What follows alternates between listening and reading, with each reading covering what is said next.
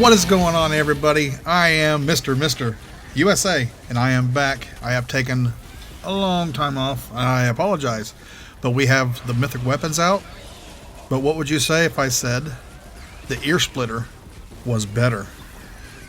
Now, as I joined the public lobby, I told these guys, let's just build the trap tunnels, but do not put any traps down. With the build I have on this Earsplitter, there is no need. I will never die. They will never need to do anything. This thing is just plain awesome. And as I see the storm moving, I'll go over to the other tunnel that's already pre-built. And I'll just set up shop. And we'll never die. Now I know it's only power level 87, mister. What will it do against 140s? Well, let's check it out.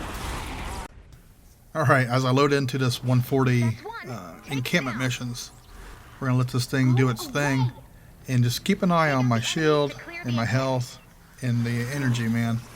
As long as I'm killing, I won't die.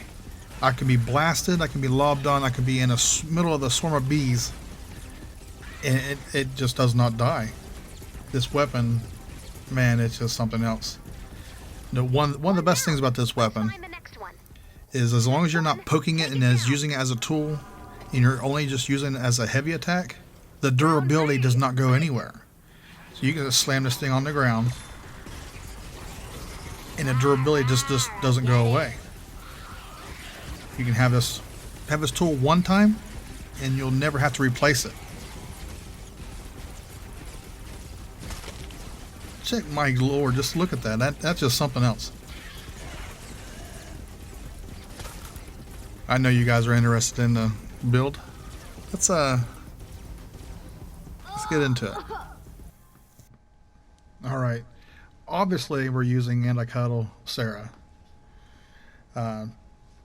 She's the best one for high content. Now I have tried the Shadow Cloak or Cloak Shadow, and he's my favorite looking character, but when you come to high content, you need her perk abilities. The melee weapon eliminations grant 22.5 energy, and that is what you need for high content. If you're not doing 140 stuff, you can almost use any hero that you want as long as she's in the support. Alright, we're using Bio Energy Source. And then, of course, you're using Survivalist. If you want to stay alive, he's a big help. Your Fuel for the Fallen. Eliminations restore 6 energy over 3 seconds. The duration refreshes after or with additional eliminations. Every time you're killing, you get 6 energy every 3 seconds. Now that's on top of everything else. You're getting energy, which is allowing you to just keep that Earsplitter tucked to the ground, and it just, as long as you're killing, you're gonna get regened. And bringing down the house, this is on the heavy attack. It gives you a 12.5 chance to grant Rock and Rift. Increases the damage by 50% and the melee attack speed by 32%. It's decaying over 8 seconds. Now this has a low chance of hitting, but once it does, you really start destroying. Then we're going to the new character. I kind of like her. We're using her. I'm not sure if I want to keep her in this spot, but she seems to be working. So this only comes in handy when you're into like all the bees and all the blasters, and you're in the little slowing pool. When everything's happening and you do start to get down, this will bring you back up, and you just keep on rolling. And I'm only running this character because he's just so awesome looking.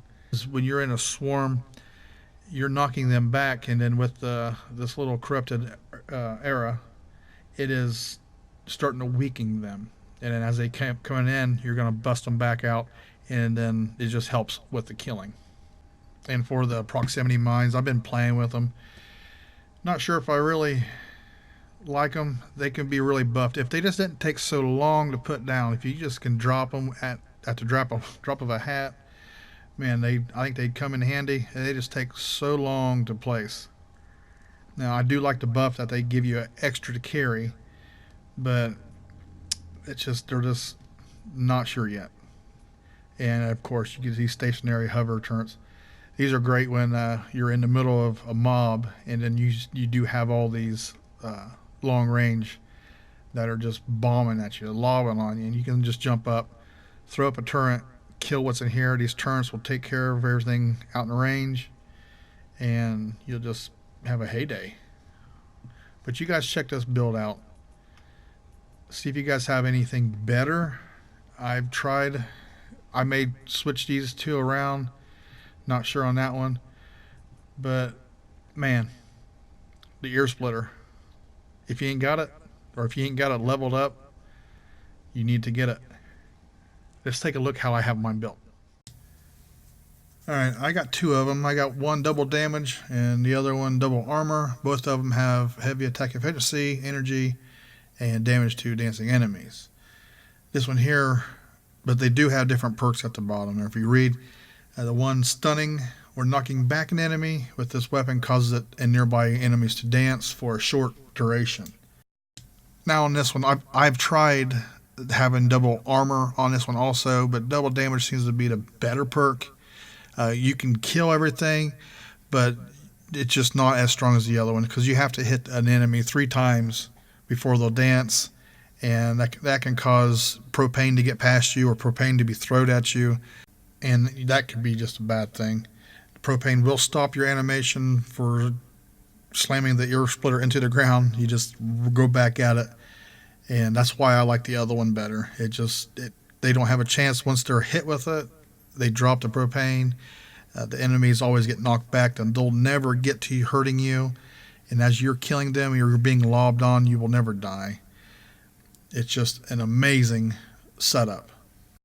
But with that said, I want to keep this video short as possible.